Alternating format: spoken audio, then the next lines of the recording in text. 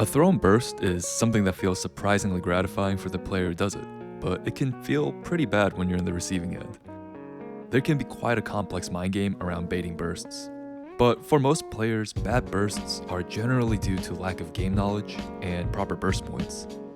The majority of bursts that whiff, get thrown, or are blocked are actually not hard reads by the opponents, but simply combos or sequences that are automatically burst safe. Conversely, there are also sequences where a burst is much more likely or guaranteed to land.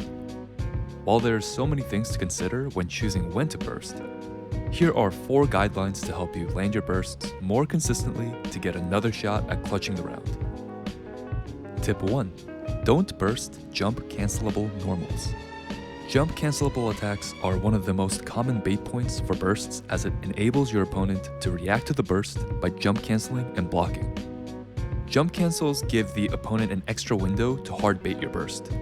Many burst-safe option selects also exist which involve jump cancel points to OS between burst throws or burst blocks, while still allowing the player to continue the combo if the opponent does not burst.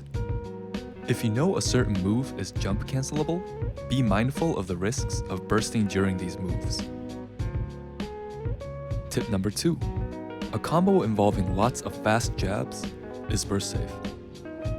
An easy burst safe combo almost every character can perform is to spam 1P or 4P several times before continuing their combo. Fast buttons like 2P and 5P recover fast enough where the attacker can block the burst automatically by holding 4 or 1 while jabbing.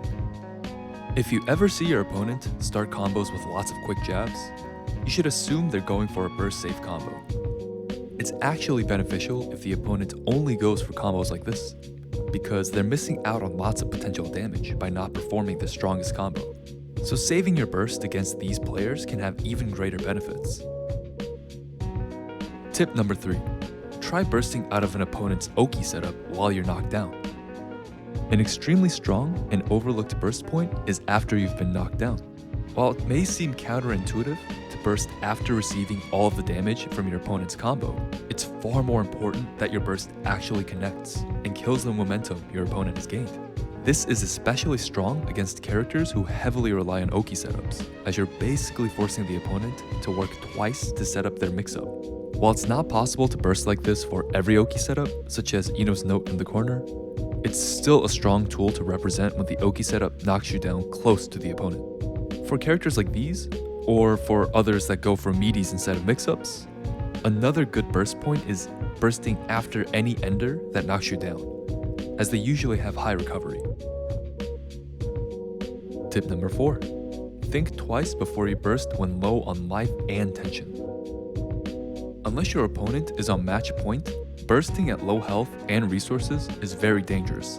You're not guaranteed to win the round even if you burst, but you are guaranteed to forfeit your strongest defensive tool for the next round. If you do choose to burst here, make sure to compare your life and meter deficit to your opponent. If you're behind and you still decide to burst, try to make it a goal burst so that you can have a fighting chance with full meter. Because burst is the only resource that carries over between rounds, be sure to use it only when you have a reasonable shot at winning the round, and not just to survive for 5 seconds longer.